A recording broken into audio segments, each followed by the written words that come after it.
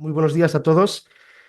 Comentar, daros la bienvenida a esta última sesión del ciclo de economía circular, una sesión en esta ocasión centrada en el papel de la bioenergía y su contribución para la descarbonización. La bioenergía, sin duda, representa una oportunidad para la transición energética y la sostenibilidad. Sus indudables beneficios, su capacidad para reducir las emisiones, aprovechar los residuos, así como su versatilidad en aplicaciones, la convierten en un pilar clave dentro de los objetivos climáticos y energéticos de la Unión Europea. En un contexto como el actual, donde la apuesta por la soberanía energética se ha convertido en una prioridad estratégica, apostar por la bioenergía se convierte en una oportunidad donde España, además, tiene un gran potencial atendiendo a lo que es la relevancia e importancia de su sector primario. Como comentaba, la bioenergía contribuye a la descarbonización, pero al mismo tiempo nos permite disponer de una fuente de energía renovable realmente gestionable y almacenable, que puede proporcionar calefacción, vapor, electricidad y combustible para el transporte, dando respuesta inmediata a las necesidades de descarbonización de todos los usos finales de la energía. Y lo que es todavía más relevante, dado su carácter local, es una energía que genera mayor valor compartido, genera un triple impacto, un impacto económico, ambiental y social, lo cual sin duda contribuye a la consecución de esos objetivos de desarrollo sostenible. De todo ello hablaremos a lo largo de esta sesión de hoy, donde tenemos el placer de contar como ponente principal con Vanessa Abad, presidenta del clúster de la bioenergía de Cataluña, uno de los principales clústeres de la bioenergía a nivel europeo, focalizado en el impulso de la competitividad de toda la cadena de valor mediante la innovación, la colaboración y el uso sostenible de los recursos como la biomasa o el biogás. Atendiendo a la importancia que tiene el sector primario en Cataluña, así como el sector agroalimentario, es una de las regiones con mayor potencial para la producción de biogás y biometano y se está convirtiendo en un referente a la hora de lograr ese desarrollo sostenible en colaboración con los responsables del diseño de políticas públicas. Vanessa, agradecerte que nos acompañes en una sesión y nada, sin más por mi parte, cederte la palabra.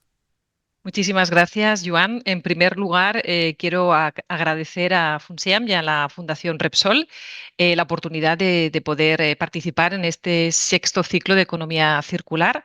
Es un verdadero placer para el clúster pues, darnos a conocer y explicar también nuestro punto de vista en relación a esta circularidad tan importante como comentabas con el biogás y el biometano. Bueno, pues empezaremos con la presentación. En primer lugar, explicamos un poquito qué es el clúster. El clúster de bioenergía de Cataluña es un clúster que lleva ya 10 años funcionando. Se inició como el clúster de la biomasa y poquito a poco fue evolucionando lo que es actualmente el clúster de la bioenergía, absorbiendo todos los diferentes tipos de biomasa. Y este clúster pues, impulsa la competitividad mediante la innovación, la colaboración y evidentemente centrados en el ámbito de la biomasa, ¿no? Y el biogás.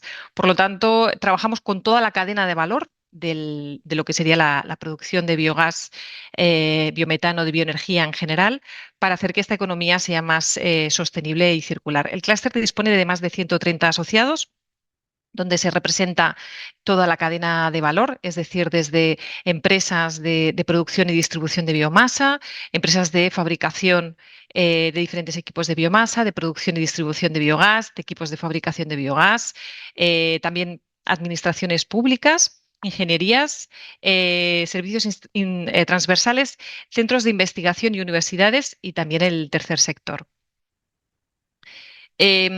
Como sabemos, el alcance de la bioenergía es amplio.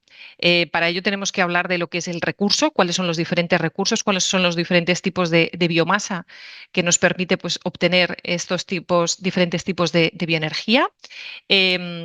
Hablaríamos de la biomasa forestal, hablaríamos de la biomasa agrícola, hablaríamos de la biomasa industrial, donde entraría pues, todo lo que es el residuo municipal, el residuo orgánico, los lodos de depuradora, biomasa ganadera y biomasa, perdón, y biomasa urbana donde entrarían los residuos urbanos. En relación a las tecnologías, encontramos diferentes tipos de tecnologías, tecnologías de combustión directa y tecnologías biológicas. Tecnologías de combustión directa, hablaremos de calderas, de redes de calor, de gasificación, pirólisis. Y en procesos biológicos entraríamos más en lo que es la producción de biogás propiamente, procesos bioquímicos, fermentación alcohólica. Y también todo lo que serían las aplicaciones, es decir, la bioenergía nos permite pues todo este abanico de diferentes modalidades de energía a través de calefacción, a través de vapor, a través de electricidad, de frío y también de combustible hacia el transporte. Pero no nos podemos olvidar que aparte de obtener esta bioenergía, nos acompañan bioproductos. Bioproductos como son los biofertilizantes, el biochar, a través de procesos de gasificación, pirólisis, bioquímicos y biopolímeros. Bueno, hemos comentado todos los sectores que engloba lo que sería el clúster, engloba biomasa, biogás, la industria, administración pública, la innovación. Muy importante, ¿de acuerdo? Que estén todos los sectores representados en este clúster para poder, digamos, potenciar la bioenergía en todo el sector, desde el inicio hasta el final. Los servicios que ofrece el clúster, pues desde representación sectorial, como innovación, como lo que serían proyectos colaborativos, que ahora explicaremos algunos de ellos. Visibilidad, también un punto muy importante, todo lo que sería la formación, el desarrollo en proyectos. ¿Cuáles son los retos en los que trabaja el clúster y que son retos que entiendo que nos abarca a todos los que estamos hoy aquí, ¿no? Pues retos importantes como es el impulso de la aceptación social, es un tema muy importante el reto, lo que sería la licencia social, el desarrollo tecnológico propio. Tener tecnología en este ámbito de la bioenergía propia, ¿de acuerdo? Y no depender tanto externamente, adoptar nuevas tecnologías, mejorar el acceso y el aprovechamiento del recurso, consolidar la garantía de suministro y volvemos a incidir sobre la cuestión del principio, fortalecer también el diálogo y toda esta coordinación. Algunos datos, algunos indicadores, ¿de acuerdo? De los proyectos que está desarrollando el clúster de bioenergía. Ha desarrollado aproximadamente unos 17 proyectos, más de 60 empresas y entidades, ¿de acuerdo? Que representan el sector en diferentes tipos de proyectos de digitalización, proyectos de economía circular, proyectos de nuevas tecnologías, de formación y, para que nos hagamos una idea, un volumen aproximado de 2,5 millones de euros. En relación a estos proyectos de investigación, de desarrollo y de innovación, cabe destacar algunos de atracción del mercado a través de grupos operativos, ¿de acuerdo? En los que hemos participado en el ámbito de pirólisis, gasificación, combustión, también dentro de atracción del mercado. Pues industrias para el clima, relacionado también pues, con el uso de calderas en espacios municipales. Y también en la digitalización, muy importante, sobre todo orientado la digitalización en el ámbito de la biomasa forestal, ¿de acuerdo? También con la aplicación de la normativa EUDR que estamos trabajando desde la Comisión de Biomasa y que es uno de los puntos importantes y que pensamos que la digitalización juega un papel fundamental para poder reforzar y poder impulsar esta normativa. Y después tendríamos los modelos circulares, que propiamente un poquito es lo que hoy tenemos esta jornada. Aquí destacan algunos proyectos. Voy a entrar un poquito más en detalle el que sería el proyecto Bioforin. El Bioforin es un proyecto que está desarrollado pues, por seis socios del clúster.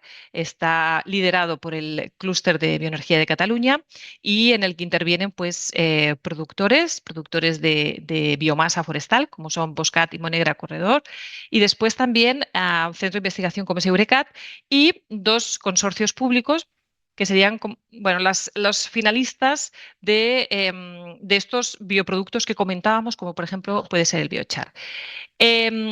¿Cuál es el objetivo? ¿Cuál es el objetivo general de este proyecto Bioforim? Pues desarrollar una estrategia de gestión biorregional sostenible de los recursos forestales para su uso industrial, que contribuya a la generación de productos y aplicaciones de alto valor añadido. Por lo tanto, desde este proyecto, es un proyecto de la Fundación Biodiversidad, de un importe de 2 millones de euros, trabajamos con 4 objetivos específicos. Trabajamos con el de desarrollar el aprovechamiento sostenible de los bosques, de acuerdo, a escala regional, desarrollar un modelo de gestión biorregional, trabajando con diferentes tecnologías y obteniendo valorización y bioproductos de alto valor añadido.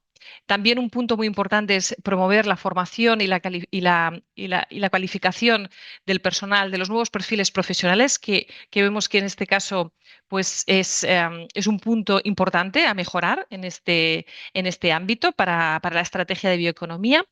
Y el cuarto objetivo específico, importantísimo también, sería sensibilizar a la ciudadanía, porque al final es sensibilizar a nuestra sociedad y también, pues empezando también pues desde las escuelas. Desde las escuelas se ha generado toda una serie de documentación que ya que se va a ir implantando en las escuelas para que conozcan también la importancia de la biomasa forestal, que conozcan perfectamente pues qué usos tiene, qué permite obtener de esta biomasa forestal y después también pues ver tecnologías y los productos que se obtienen. Obtenemos bioenergía, obtenemos también biochar, por ejemplo. Este biochar se puede aprovechar en plantas de tratamiento de residuos. En estas plantas de tratamiento de residuos nos mejoran los procesos y la eficiencia de los procesos biológicos y es un claro ejemplo de economía circular. Todo esto es importante que lo sepamos transmitir a nuestra sociedad y al final a las nuevas generaciones.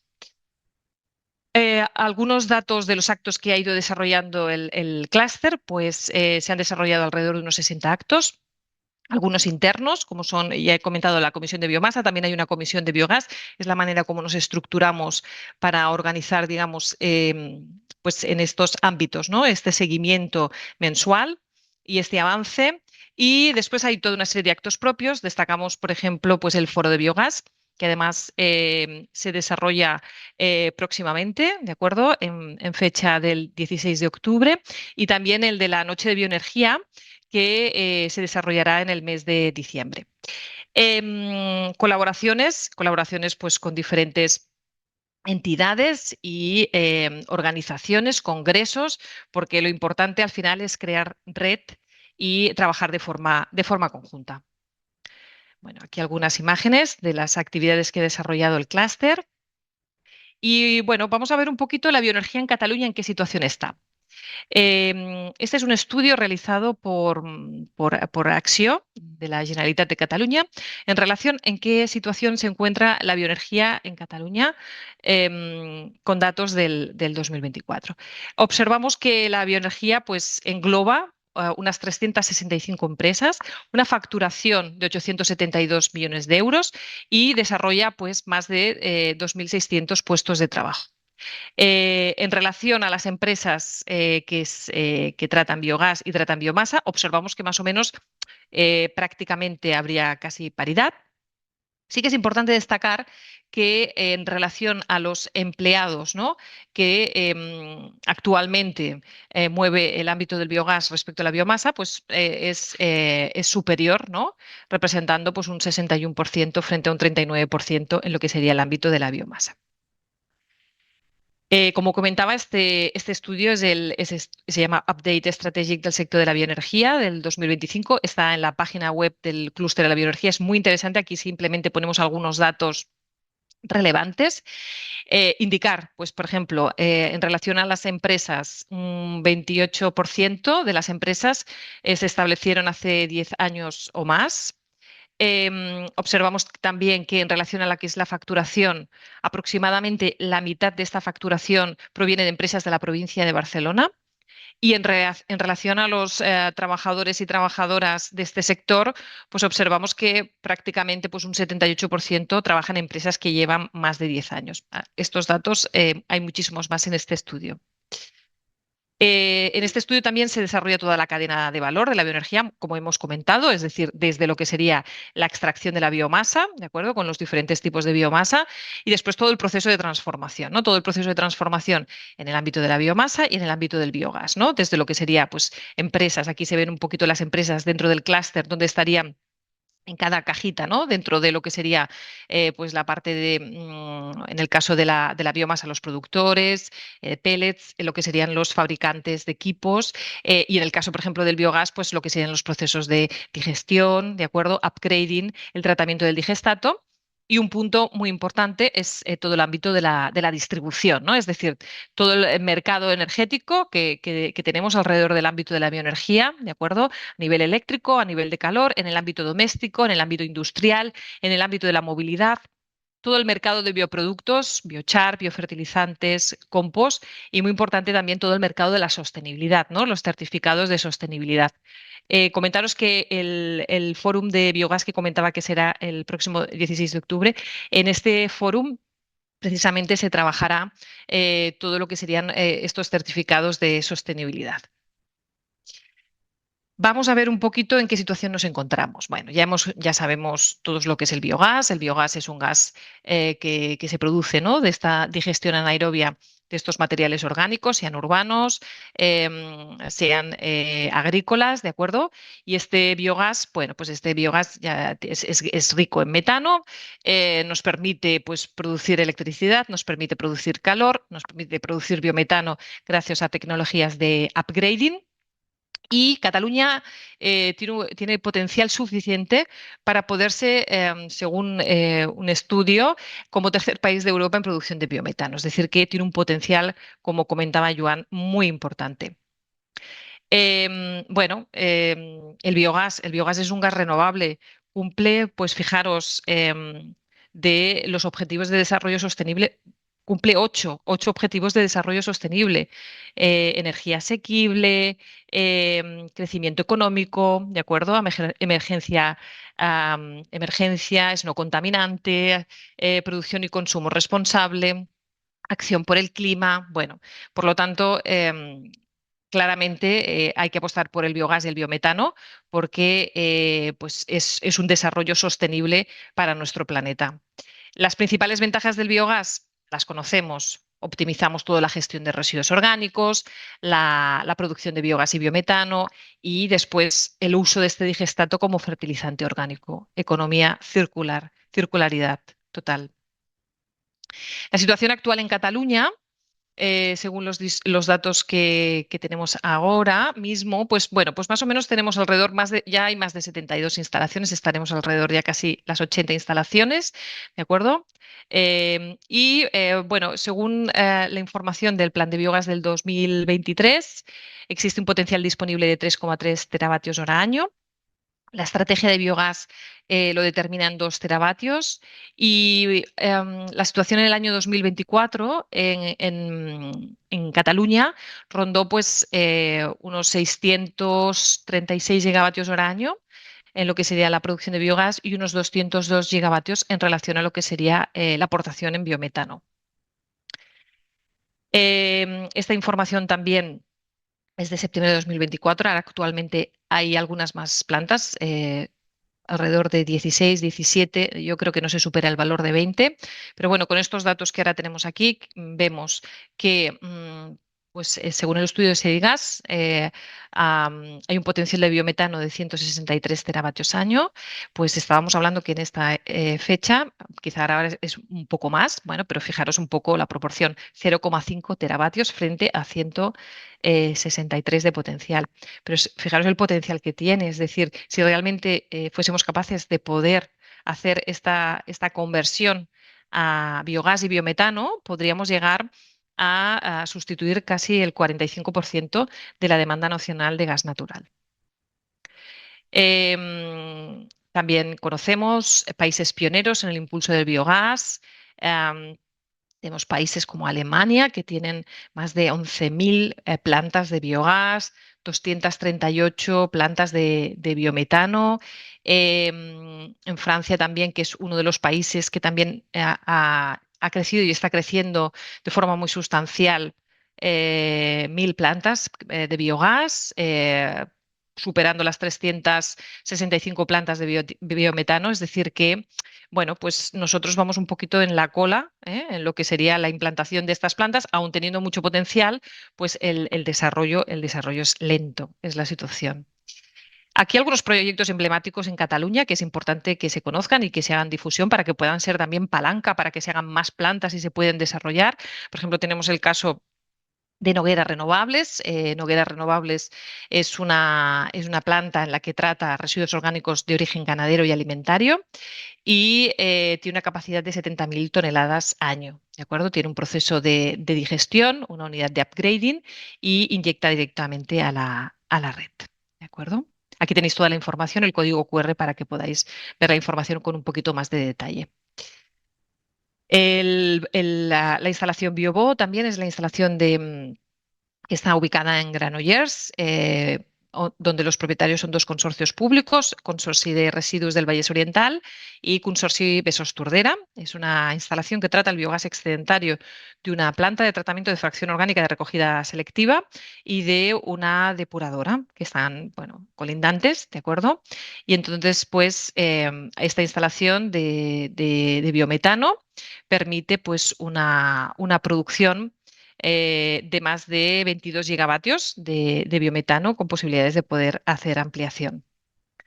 Y otro proyecto emblemático, otra instalación en activo es biogás de Seuras también. Biogás de Seuras, el material de entrada son deyecciones ganaderas, lodos de la industria alimentaria, residuos agrícolas y forestales.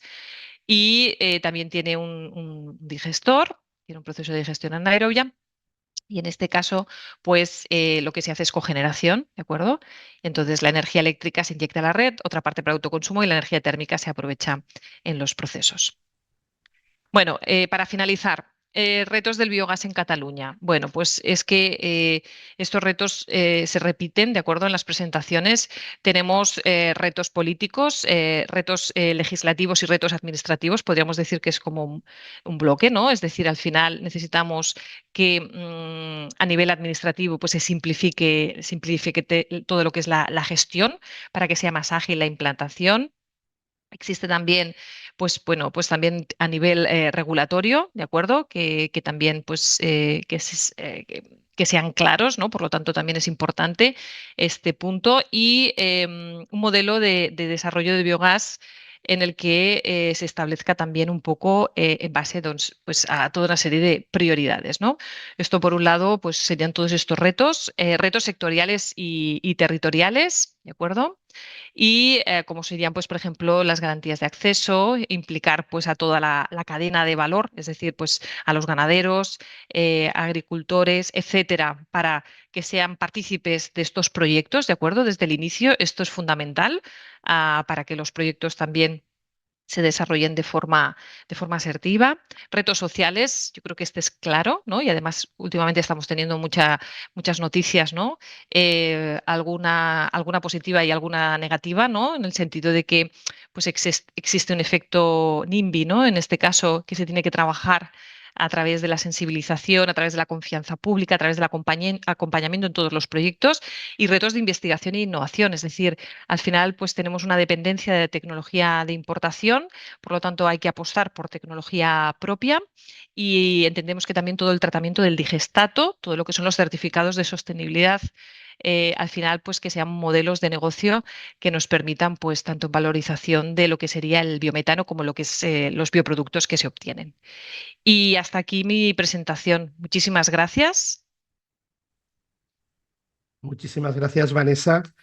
Y muy en particular por darnos esta visión. Dices, como conocedores del sector, de todos los retos, tú los apuntabas, muchos retos, algunos de naturaleza administrativa, procesos administrativos que pueden tardar de 3 a 4 años, obviamente acabar de estructurar ese marco regulatorio de fomento, pero sin duda una cuestión que es de gran relevancia, el tema de esa licencia social para operar, y donde yo creo que es muy importante esa capacidad de presentar esos proyectos emblemáticos. Es una tecnología que a nivel europeo, tú lo decías, está desarrollada, está probada, está testada, Francia, Dinamarca, Italia, tú ponías los ejemplos, está arrancando en España y yo creo que es importante el tema de, pues obviamente ante esas legítimas preocupaciones de la sociedad, tener esos proyectos pioneros, punteros, que obviamente nos permiten acercarnos a la realidad y los beneficios del biometano. Y sin duda, seguro que habrá muchas cuestiones que ya podremos trasladarte después en el posterior debate, pero ahora digamos paso precisamente a tres proyectos, a tres iniciativas empresariales que son líderes en el ámbito de la bioenergía, biomasa, biometano y que sin duda nos permitirán acercarnos a lo que es esa tecnología que yo creo que obviamente, como decía en mi intervención inicial, nos aporta enormes beneficios sociales, económicos y medioambientales. Para moderar esta mesa tenemos un año más el enorme placer de contar con Alberto Casillas. No le hace falta presentaciones, director, redactor de la revista técnica del medio ambiente, Retema, una de las publicaciones técnicas líderes en España en la industria medioambiental. Alberto, agradecerte que nos acompañes. Te cedería la palabra, no sin antes recordar a los asistentes que tienen a su disposición el chat para hacernos llegar todas las preguntas que estimen oportunas para los ponentes. Muchísimas gracias, Alberto. Buenos días, Joan. Muchas gracias. Buenos días a todos los profesionales y las profesionales que están con nosotros esta mañana. Es un placer para mí estar de nuevo aquí con vosotros. Y nada, primero de todo, felicitar a FUNSEAM y a Fundación Repsol por la organización y el éxito de esta ya sexta edición del ciclo de economía circular y, por supuesto, de todas las ediciones anteriores, convirtiéndose ya en una cita obligada en el calendario para los profesionales relacionados con esa transición hacia nuevos modelos de economía circular.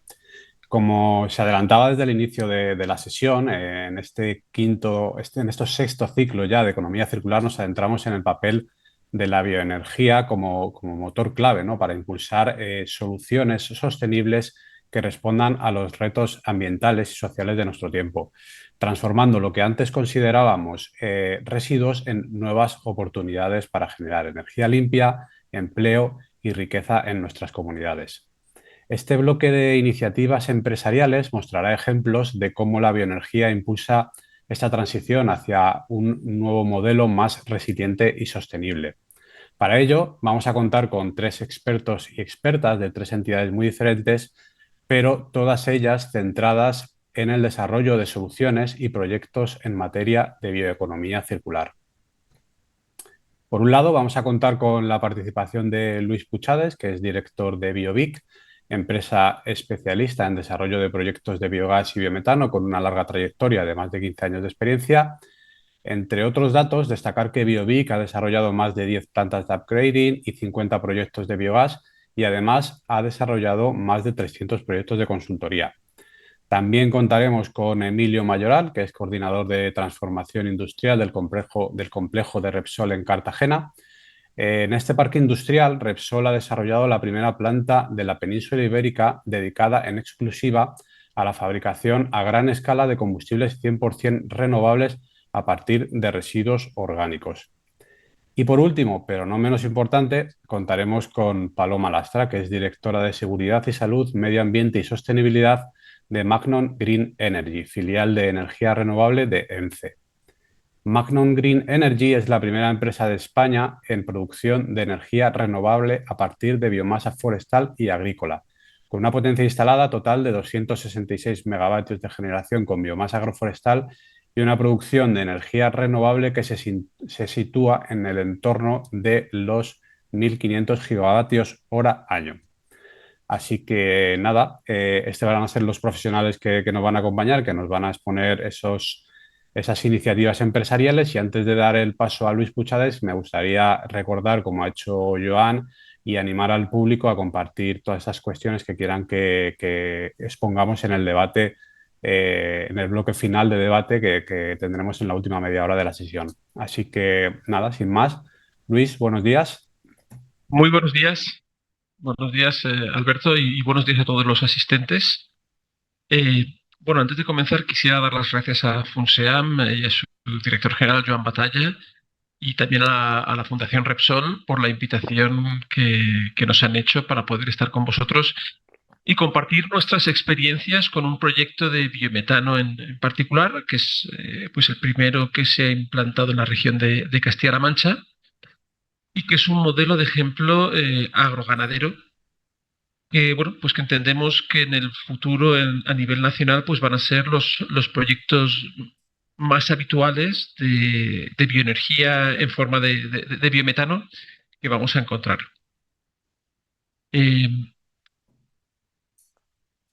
Yo soy Luis Puchades, soy el director general de Biovic, soy ingeniero agrónomo de formación, llevo pues, más de 20 años vinculado al mundo del biogás y del biometano. En 2013 hicimos nuestro primer proyecto de biometano en Holanda, cuando aquí se hablaba de algo pues, teórico. Ciertamente en otros países de Europa pues esto ha sido una realidad ya desde hace más de 10 años. Y bueno, por otro lado, pues Biovic, que es una empresa especialista en biogás y biometano, que ha sido pues, consultora de proyectos de este tipo de energía durante la mayor parte de su existencia. Y ahora mismo, pues con sus socios principales, que son Suma Capital y Grupo Jimeno, pues se dedica a la promoción y a la operación de este tipo de proyectos de gas renovable. A la hora de abordar los proyectos de gas renovable, bueno, pues es importante saber qué es lo que está ocurriendo y a su vez también ver hacia dónde, cuáles son las bases de valor de este tipo de proyectos. Es muy importante que siempre tengamos en cuenta esto. Sí que es verdad que los proyectos de gas renovable no son proyectos sencillos y el éxito de su implementación pues depende de la integración con el sector energético, especialmente con el sector gasista en el caso de los proyectos de biometano, también con las políticas de mitigación de cambio climático, la gestión de los residuos y la valorización de los subproductos. Ciertamente, en un proyecto de gas renovable, lo que vemos es que tiene una componente energética indudable, pero también tiene una componente agraria y una componente medioambiental de gestión de residuos. Y si no se integran muy bien todos estos aspectos, tanto desde el punto de vista de la gestión de la planta, la gestión de los digeridos, la producción de fertilizantes, pues el proyecto puede tener problemas. Sí que es verdad que el biometano es una oportunidad única y va a ser clave para la descarbonización del sector primario y del sector industrial. Fundamentalmente de ese sector industrial que no se puede electrificar y que por tanto necesita de una fuente de gas renovable que sea competitiva en precio e imbatible en huella de carbono. Y eso es el biometano.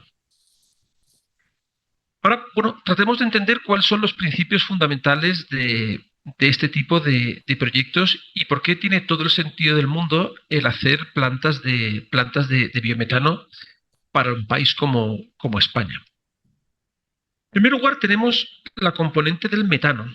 Muchas veces cuando hablamos de cambio climático tenemos que ver, y todos nos centramos en el CO2, que sin lugar a dudas es el principal de los gases de efecto invernadero que la humanidad está emitiendo.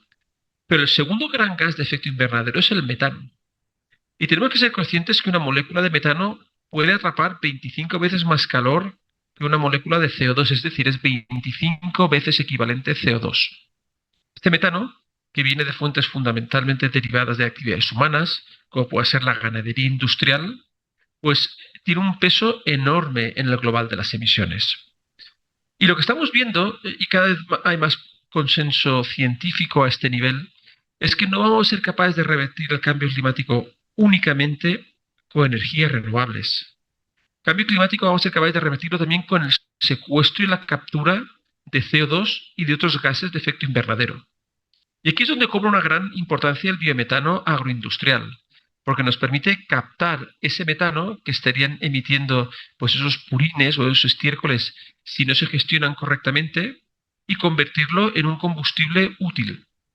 Y luego también tiene otra derivada vinculada a la captura de CO2, que es toda la fertilización orgánica, todos esos fertilizantes que producimos con las plantas de biometano, fertilizantes de naturaleza orgánica, lo que nos permiten es capturar carbono en el suelo cuando se aplican al aumentar su contenido en materia orgánica. Y esto que puede parecer poco relevante, realmente tiene un peso enorme. Y solamente tenéis que imaginaros lo que pesa una hectárea de tierra. O el metro superficial de una hectárea de tierra. Son miles de toneladas. Lo que puede suponer el aumentar un 1% el contenido en materia orgánica de ese suelo, aparte de todos los beneficios agronómicos que se derivan, solo en términos de CO2 capturado, los volúmenes son enormes.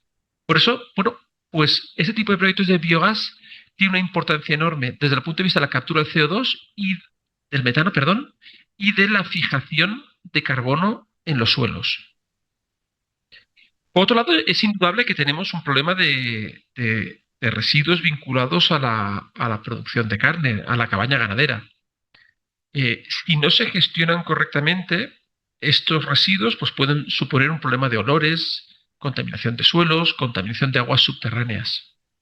Cuando abordamos la posibilidad de construir una planta de biometano en Toledo, claro, lo primero que analizamos fue que el volumen de residuos que se genera en la zona es enorme. Hablamos de más de 3 millones o casi 3 millones de toneladas anuales de residuos, cuando, bueno, pues una planta de estas realmente necesita órdenes de magnitud menos para poder ser viable. Por tanto, la realidad es que en la zona, lo que pudimos ver en la zona de Toledo, es que teníamos la mayor concentración de ganado vacuno de carne a nivel nacional, y luego también una concentración de porcino y de avícola enorme. Por tanto, ¿qué identificamos?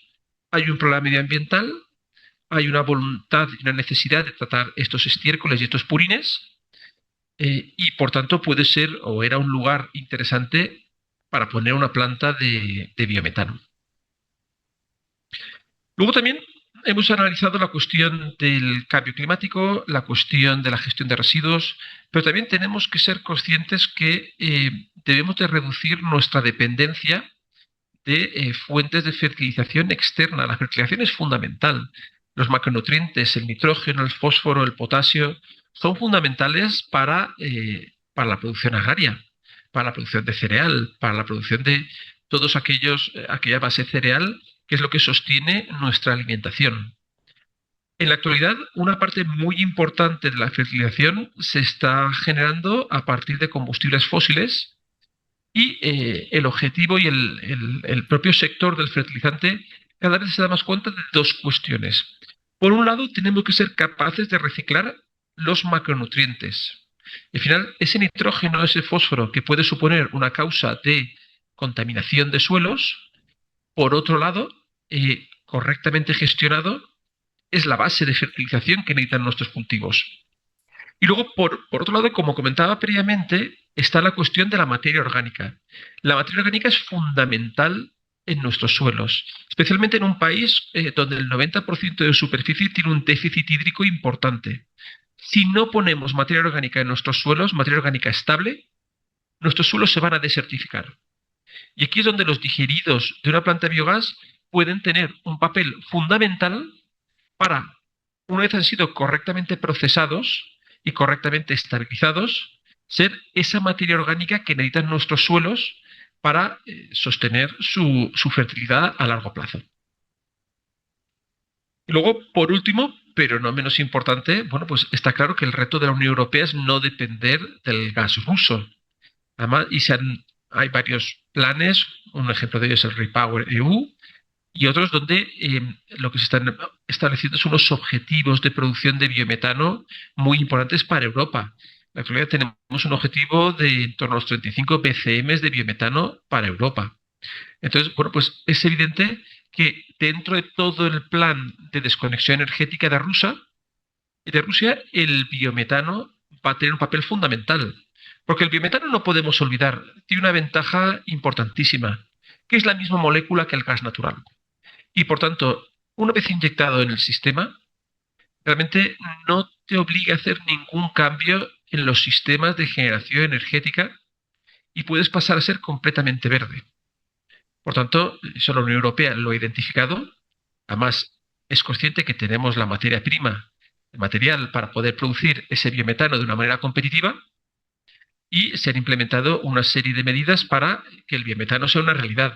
Y aunque aquí en España podemos hablar de que de momento solamente hay 16 o 17 plantas funcionando, en Europa ya las producciones de biometano no son menores.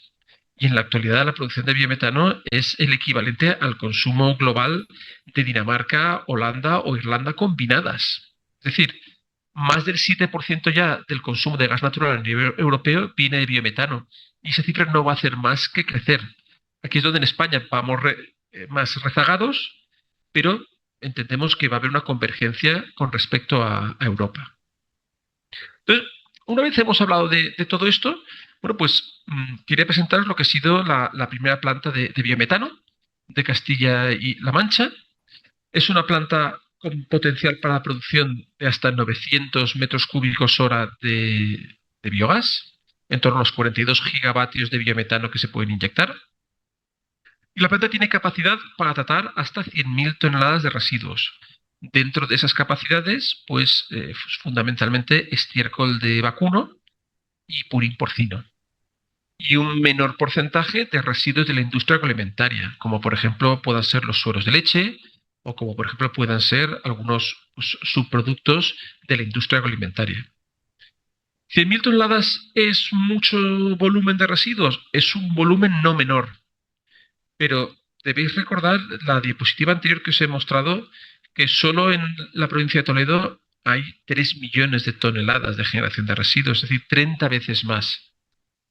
Cabe una planta como Montes de Toledo y caben muchas más plantas de Montes de Toledo si se quiere hacer una gestión integral de los residuos. En esta planta sí que nos preocupamos de que la gestión de hacer una inversión potente en gestión de digeridos, muy pensada en la producción de fertilizantes y en la no producción de digerido líquido. Y esta planta lleva operando desde abril-mayo de este año y no ha producido todavía un litro de digerido a campo, ni se espera que lo produzca. La idea es, y de momento se está consiguiendo, procesar todo el digerido a través de un proceso fundamentalmente de compostaje dinámico, donde se está produciendo un compost de muy buena calidad. Aquí podéis ver, bueno, pues lo que es el diagrama técnico, el plano técnico de la planta de biogás, y como se puede ver, la planta de biogás ocupa apenas un 10% de la superficie de la parcela. Todo el resto son instalaciones enfocadas hacia el tratamiento de los digeridos. Y esto es lo que es la planta de biogás, con sus 3 digestores que trabajan en rango mesofílico, es decir, a 40 grados, con su unidad de upgrading de membranas, que es el que separa el metano del CO2, y sus sistemas de carga de residuos, tanto líquidos, como los purines o los sueros de leche, como sólidos, como pudiera ser en este caso la gallinaza o el estiércol de vacuno. También la planta cuenta con una instalación fotovoltaica de 800 kilovatios de potencia para hacer una parte de su autoconsumo. Y aquí, bueno, pues vais a poder ver lo que es un vídeo de la instalación ya cuando estaba a punto de ponerse a funcionar. Como veis, el compostaje todavía está vacío, pero bueno, en la actualidad, ahora luego enseñaré un vídeo del compostaje ya funcionando. Y esto es lo que es la planta de biometano agroindustrial. Esos son los trozos que ahora mismo están cubiertos de estiércol, están cubiertos también con lonas, la fotovoltaica, la zona de recepción de líquidos. Y aquí podéis ver, bueno, pues las partes principales de la planta.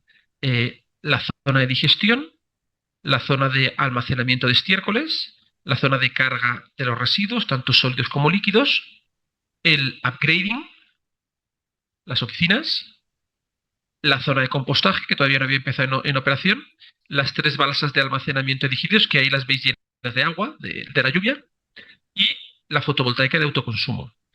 Ahora mismo también estamos trabajando en todo lo que es el arbolado y el ajardinamiento de la instalación para darle, bueno, pues la mejor imagen posible. Ahí veis la fotovoltaica de autoconsumo.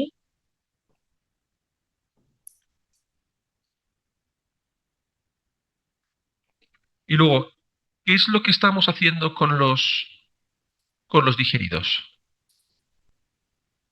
Perdón.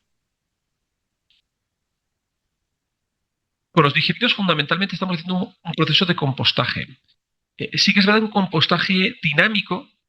Estamos también trayendo grandes cantidades de estructurante a la planta, estructurante como pueda ser restos de poda de olivar, como pueda ser paja de cereales, como pueda ser sustrato agotado de champiñones, algunos subproductos de la fabricación de fertilizantes, para para hacer un proceso de compostaje que nos permita, sea estar aplicando, tenemos una máquina que está aplicando digerido sobre el compost y ahí lo que podéis ver es como si fuera un silo trinchera de 200 metros de largo y 20 metros de ancho, donde se ha aplicado estructurante y sobre él se va regando de digerido durante todo el día. Se mantiene un proceso de agitación y de control de la temperatura del proceso de las 24 horas del día, y eso lo que nos permite es, en un par de meses, pues producir un compost de muy alta calidad, sin impropios y con evidentemente, menos de un 40% de humedad. Y luego este compost lo que hacemos es cribarlo y en breve también comenzaremos a peletizar este producto. Como os comentaba, en el proyecto hay casi más inversión en la planta de fertilizantes que en la planta de digestión. Y bueno, por concluir y no pasarme de la hora, creemos que es el momento del gas renovable. Es una tecnología madura. Es absolutamente factible económicamente si se reconoce su valor. En el proyecto de Monte de Toledo no recibimos ninguna ayuda por la venta del biometano. Realmente son todo contratos públicos con empresas que tienen interés en comprar un gas verde y con una huella de carbono muy competitiva. Y está, aunque a día de hoy no lo parezca, está absolutamente alineado con los principios sociales, medioambientales y políticos de nuestro tiempo. Y este es el futuro, el biogás vinculado a la gestión de nuestros residuos y el biogás agro, siendo la planta de Monte de Toledo un ejemplo de ello. Y con esto pues concluimos y daros las gracias a todos. Muchas gracias, Luis. Muy interesante la exposición del proyecto de Montes de Toledo, un caso de estudio, sin duda, y también me ha parecido especialmente interesante esa exposición de las bases de valor de los proyectos de biogás y biometano, que al final son la base, ¿no?, para el desarrollo de todos estos proyectos. Sin más, vamos a dar paso ya a Emilio Mayoral, que es coordinador de transformación industrial del complejo de Repsol en Cartagena. Buenos días, Emilio, ¿cómo estás? Hola, buenos días. Adelante. Bueno, vamos allá. Yo soy el coordinador de transformación industrial de los proyectos de Cartagena, pero hasta hace un año era el responsable de operación y puesta en marcha de la primera planta de combustibles 100% renovables de Repsol, que comentaremos especialmente hoy. Repsol, en cifras, por empezar un poco con algunas cifras no muy conocidas, somos un productor de energía eléctrica renovable, ¿vale? 4.700 megavatios. En ese sentido, además que tenemos puntos de recarga, más de 3.200, estamos trabajando en todas las vías de movilidad, ¿vale? La electrificación es una de ellas, pero la electricidad renovable la vemos también como una materia prima para producir hidrógeno renovable y combustibles de baja huella en carbono. Y hablando de bioenergía, de nuestras 4.500 estaciones de servicio, en 1.300 ya estamos sirviendo gasoil 100% de origen renovable, y este renovable es lipídico, ¿vale? Es un derivado de un aceite o grasa residual que transformamos en un diésel con las mismas propiedades que tiene el diésel comercial, ¿vale? En este sentido, es un poco la diferencia que queremos explicar un poco entre biocombustibles, combustibles renovables. En el caso de los biocombustibles, son parte de los combustibles renovables, pero no todos, ¿no? Los combustibles sintéticos, que reciben mucho apoyo por la parte de regulación europea, los combustibles sintéticos no son de origen biológico, se producen a partir de CO2 capturado e hidrógeno renovable, ¿vale? Y lo que tenemos más desarrollado ahora son los biocombustibles, ¿no? Como os decía, el combustible que puedes comprar en Repsol ahora es de origen bio, de residuos lipídicos, pero desde el punto de vista de neutralidad tecnológica estamos trabajando en todas las vías, ¿no? En este sentido, pues destacar que tenemos ya una planta de residuos lipídicos en Cartagena. El año que viene ponemos otra en marcha en Puerto Llano y estamos trabajando en otro proyecto para otra planta de residuos lipídicos a futuro, ¿vale? Pero no por eso seguimos trabajando en el resto de rutas, ¿no? El año que viene pondremos en Petronor una planta de combustibles sintéticos, una planta demo, ¿no? Al igual que las plantas que se están poniendo en Europa, la vía de los biocombustibles es mucho más madura tecnológicamente, tiene costes más competitivos, con proyectos intensivos en CAPEX, pero no tanto como los e-fuels o combustibles sintéticos, ¿no?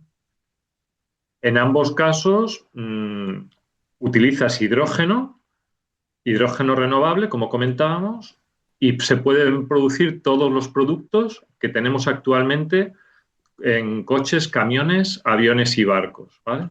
Con propiedades similares, lo que te permite además utilizar la cadena de suministro que tenemos ya optimizada desde hace décadas. En este sentido, estamos de enhorabuena. Hoy podréis ver en prensa que se ha aprobado el proyecto de hidrógeno renovable, el electrolizador de 100 megavatios para el Centro Industrial de Cartagena, ¿vale? Es el mayor de Europa y ahí pues demostramos nuestro compromiso con seguir avanzando en combustibles renovables, ya sean lipídicos o no lipídicos.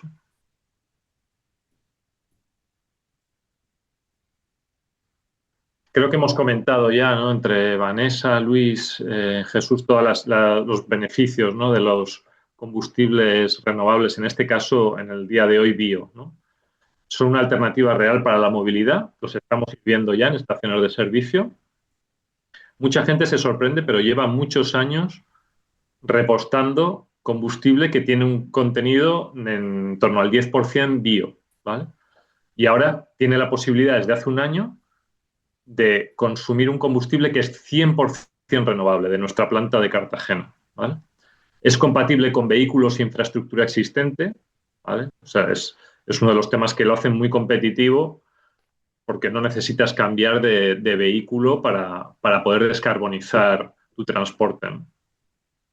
Se puede utilizar en todos los sectores, promueve la economía circular, ¿vale? Estamos retirando un residuo que tendría que ser tratado con un coste y le estás dando una segunda vida, fomenta el desarrollo industrial, ¿vale? 2 plantas en curso, otra en estudio, y como habéis comentado ya, ¿no?, acaba de comentar Luis, impulsa la independencia energética. Tenemos un potencial de recuperar residuos en España por encima de otras materias primas, ya sea petróleo o litio, ¿no?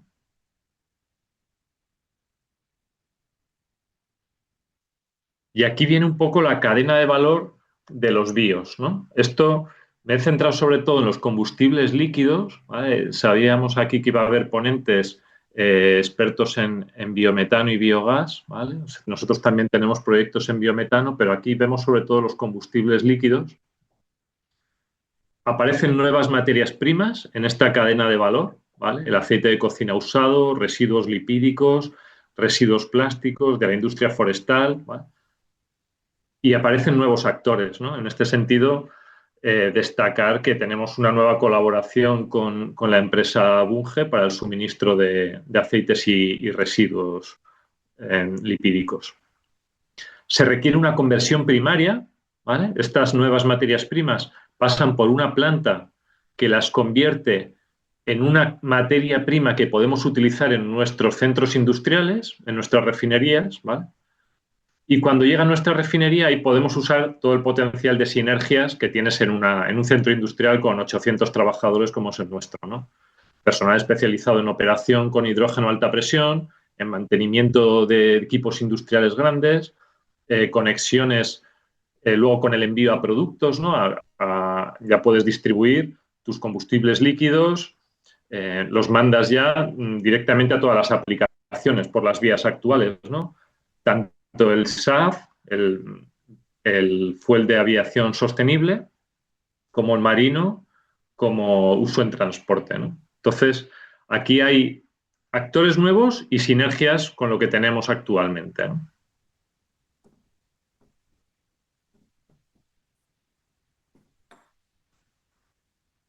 Comentaba Luis también, ¿no? Tenemos un alto potencial de recuperación de residuos agroforestales en España, ¿vale?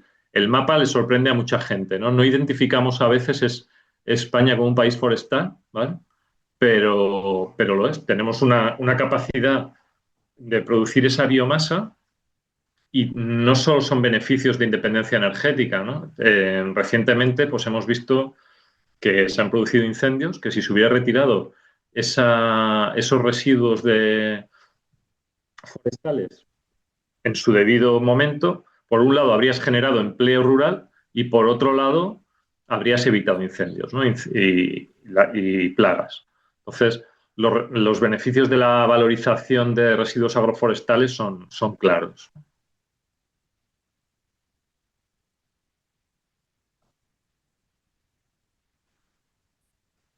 Por aterrizar nuestro proyecto, bueno, aquí el esquema de la planta de Cartagena, ¿vale? Fue la primera planta que se puso en la península ibérica. Estamos trabajando ya en poner en marcha la de Puertollano en 2026, ¿vale? Y algunas características a destacar de esta puesta en marcha, aparte de que abate 900.000 toneladas al año de CO2, ¿no? Por un lado, yo como ex responsable de puesta en marcha, total prioridad a la seguridad y al medio ambiente en una puesta en marcha, ¿vale? O sea, el plazo y el coste son importantes, pero están a un nivel por debajo, ¿vale? Destacar la colaboración entre centros industriales, ¿vale? Una de las potencias que tenemos es que somos 7 centros industriales. Vino a colaborar con nosotros gente de Portugal, del País Vasco, Cataluña, Perú, Puerto Llano y Coruña, ¿no? Y por otro lado tenemos un centro de investigación que te permite investigar sobre las mejores materias primas y cómo funcionan tus reactores, con una planta piloto que te permite hacer las pruebas en una escala pequeña antes de meterlo en la escala industrial. Tenemos una dirección de ingeniería que sabe diseñar y construir proyectos. Entonces, es una tecnología nueva que se beneficia de todos los conocimientos que tenías, ¿no? Como decía, operar con hidrógeno a alta presión, mantener compresores y máquinas complejas, ¿vale? Y, por otro lado, destacar la flexibilidad hasta cierto punto de la planta. Esta planta produce LPG renovable, SAF o queroseno, bioqueroseno, ¿vale? de origen bio, pero la química es tozuda y no puedes convertir todas las moléculas en lo que tú quieres, ¿vale? Sale combustible de carretera y es una de las cosas cuando tienes una planta industrial que te permite explicar al regulador. Dice, nos interesa a todos tener plantas de SAF, pero tengamos en cuenta que siempre va a salir parte del combustible como biodiesel, ¿vale? o HVO, aceite hidrogenado vegetal, y este aceite hidrogenado vegetal reduce emisiones de CO2 y tiene que tener su hueco en el futuro en el transporte por carretera, ¿vale? Entonces, es una de estas cosas que te pasan cuando empiezas ya a construir, ¿no? A construir y a operar. Ves lo que tienes, intentas optimizarlo y puedes explicar a los reguladores, a la sociedad, las ventajas y las limitaciones de tu instalación.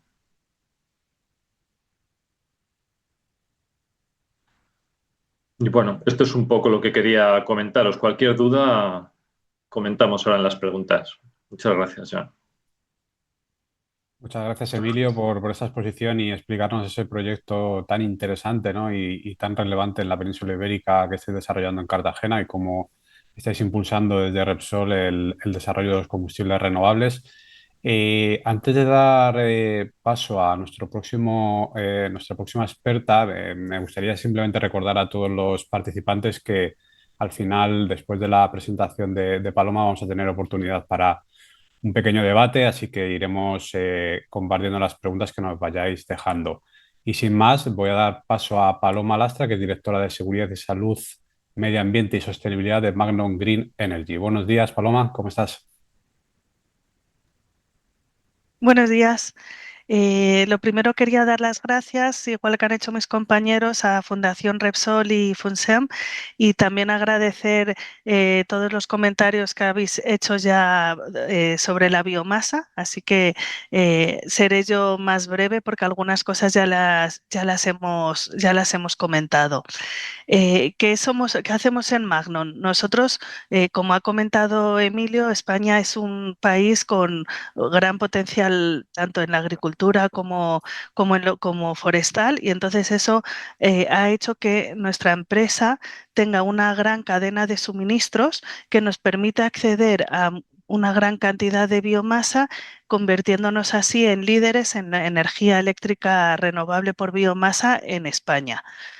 Hace pocos años hemos empezado también a trabajar en una línea de descarbonización de otras industrias, especialmente el sector agroalimentario, lo que ofreciéndoles tanto calor como vapor. Y esto hace que ellos puedan descarbonizarse. ¿Y qué producimos con toda esta combustión de biomasa? CO2 biogénico. Yo en esta presentación no voy a hablar de ello, pero sí que es algo que tenemos que tener muy presente, que esta combustión de biomasa nos genera una materia prima muy importante y necesaria para la producción de los biocombustibles. Esto hace que seamos un gran ejemplo de economía circular, que al fin y al cabo es de lo que estamos aquí hablando, no solo por el origen de nuestra materia prima, sino porque nuestros residuos no son tales, sino que sirven de materias primas para seguir produciendo valor en la cadena. Entonces, ¿cuáles son estas bondades de la biomasa? Después del apagón, que seguro que todos recordáis, se ha hablado mucho de la falta de ciertas capacidades en las energías renovables. Aquí es importante matizar que no todas las energías renovables son iguales. Así pues, la biomasa sí que permite dar estabilidad a la red, sí que permite ser flexible, se puede regular y además no depende de factores climáticos, lo cual es un gran beneficio para nuestro sistema energético en España. Además, por supuesto, se apuesta por la sostenibilidad. Los certificados, que existen varios, nosotros hemos optado por SURE. Con este esquema lo que te aseguras es el cumplimiento de Red 2, en un futuro en Red 3, que esperamos que quede transpuesta la directiva pronto. Además, como sí que ha adelantado ya Emilio, ¿qué hacemos? Cuando hablamos de biomasa y de combustión de biomasa, no quiero que nadie se esté imaginando árboles, porque no, eso no. O sea, lo que sí que hacemos es retirar los restos forestales, porque solo hacemos uso de los restos. El resto de biomasa se utiliza para lo que se llama pues, otros usos finales. Entonces, la energía está en el último eslabón de la cadena. Entonces, nosotros hacemos usos de esos restos forestales limpiando los bosques, evitando así incendios. Y cuando accedemos a la biomasa agrícola, ¿qué es lo que estamos consiguiendo? Evitar que los agricultores, que de forma bastante extendida en España, realizan una quema descontrolada de sus restos agrícolas, nosotros los recogemos y los llevamos a nuestras plantas donde los consumimos y generamos energía eléctrica renovable. Esto evita muchos problemas en los campos, además de también incendios cuando estos se propagan, en cuanto a emisiones descontroladas y contaminantes en el suelo. Otra de las virtudes que tiene la biomasa es que fija la población al terreno, fija empleos de calidad, tanto mantiene la agricultura como además genera empleos técnicos en lugares donde no existen otras industrias. La biomasa está en sitios donde no hay otro tipo de industrias. Aquí también podríamos mencionar al biogás, que también tiene esta bondad, porque al final en sitios que no son fácilmente electrificables, estas energías alternativas sí que están. Y como he dicho antes, es una apuesta total por la economía circular, tanto porque tomamos restos, residuos de otros procesos, como porque no solo generamos CO2 biogénico, sino que nuestras cenizas y escorias, que es el mayor residuo que tenemos, es no peligroso, y este sirve tanto para fertilizantes como para cemento, mortero ecológico, relleno de minas, vertederos. Entonces las cenizas y escorias, la verdad que es un producto bastante deseado en el mercado. Las plantas que tenemos son 8.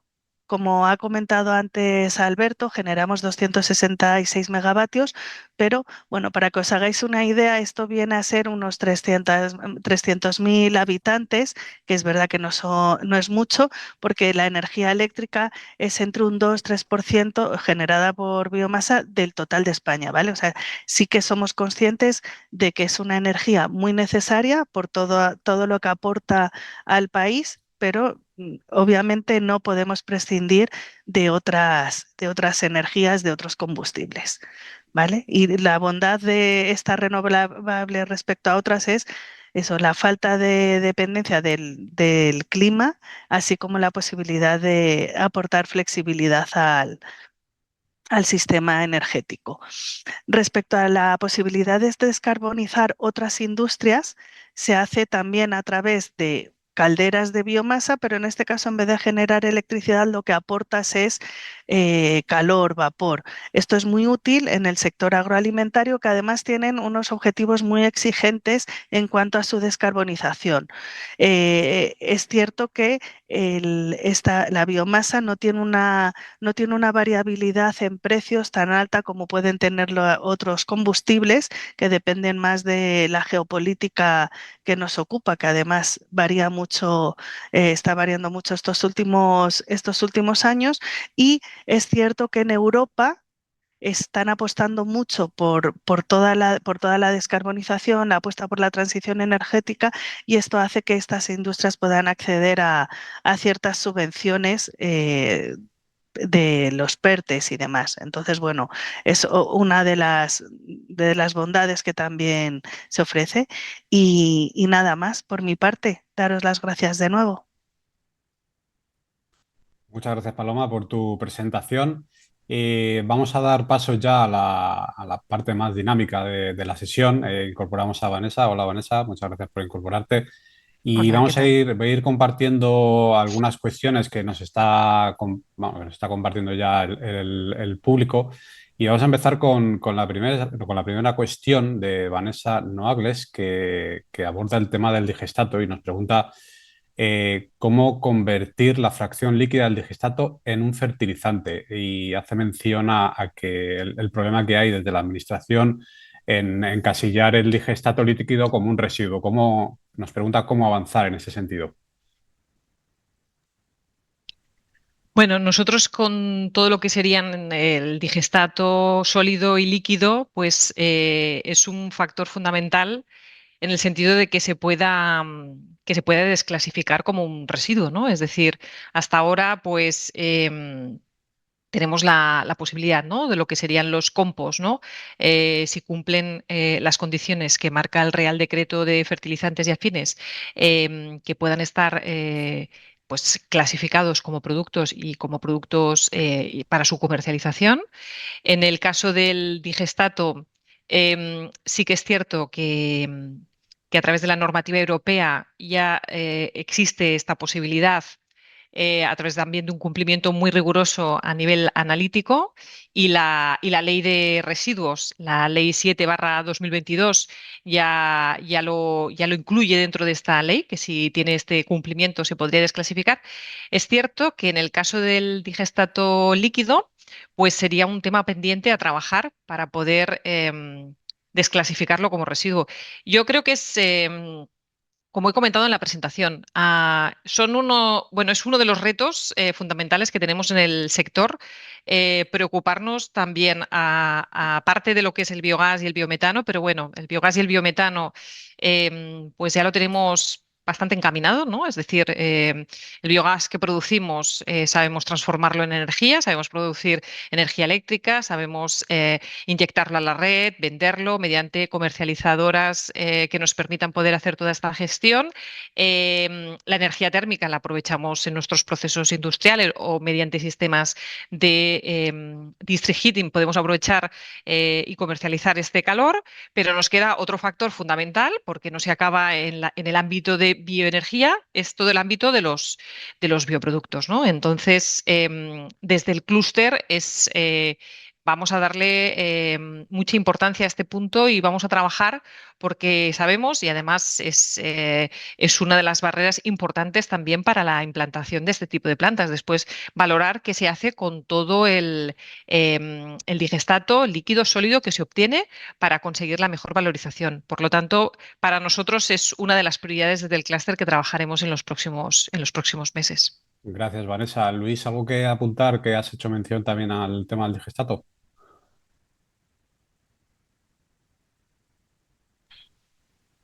Ahora que Poco está más la que palabra. añadir a lo que ha comentado Vanessa, y que sí que es verdad, a ver, que cada proyecto de biometano tiene una casuística distinta. Te tienes que adaptar mucho bueno, primero tienes varias aproximaciones tecnológicas.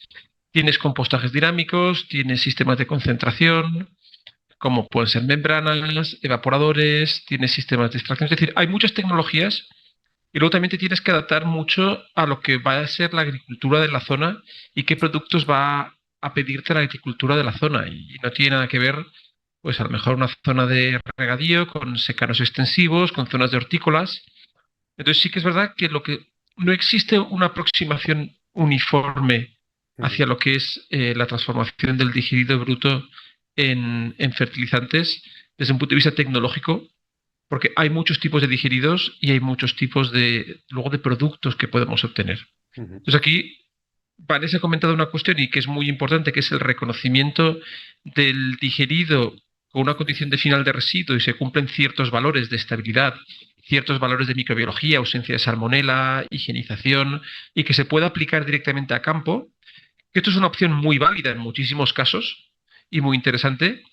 Y luego, en otros casos, pues puede tener sentido el decir vamos a transformar esa fracción líquida en productos sólidos. Esa fue nuestra apuesta en el caso de Montes de Toledo, pero que en otros proyectos también se está planteando o se ha abordado la aplicación a campo, porque si se hace correctamente, no hay ningún problema. Mientras sea un digerido estable, sin enterobacterias, donde se cumpla normativa de nitratos, pues es un muy buen producto que se aplica a campo. Lo que pasa es que todos sabemos que desde un punto de vista normativo todavía hay muchos claroscuros y también hay algunas materias primas que luego dificultan mucho luego la producción de fertilizantes, como pudieran ser los lodos de la industria agroalimentaria, que es un gran sustrato para hacer biogás. Entonces, bueno, pues no sé si he generado más dudas que certezas, pero ciertamente tecnologías hay, rutas hay, y se necesita un poquito más de claridad normativa para acabar de definirlo todo. Muchas gracias, Luis. Vamos a ir con una nueva pregunta de Montse Riera, que es una pregunta abierta para todos, así que si queréis tomar la palabra, quien queráis, adelante. Nos pregunta, bueno, nos dice que hemos apuntado ya, ¿no?, los beneficios de las diferentes soluciones que se han expuesto, pero pregunta cómo podemos estimular la demanda de bioenergía, que yo creo que es uno de los grandes kits de la cuestión, ¿no? Me vas a esa demanda. disculpar, Alberto, no te escucho. ¿Me oís? ¿Sí? Sí. Vale, pues no sé si habéis o escuchado la pregunta que he compartido.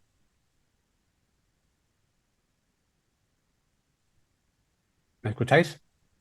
Ahora sí, disculpa, creo que he tenido un problema con mi ordenador, que no te he escuchado, disculpa. Vale, perfecto, no te preocupes, Luis. Vuelvo a repetir.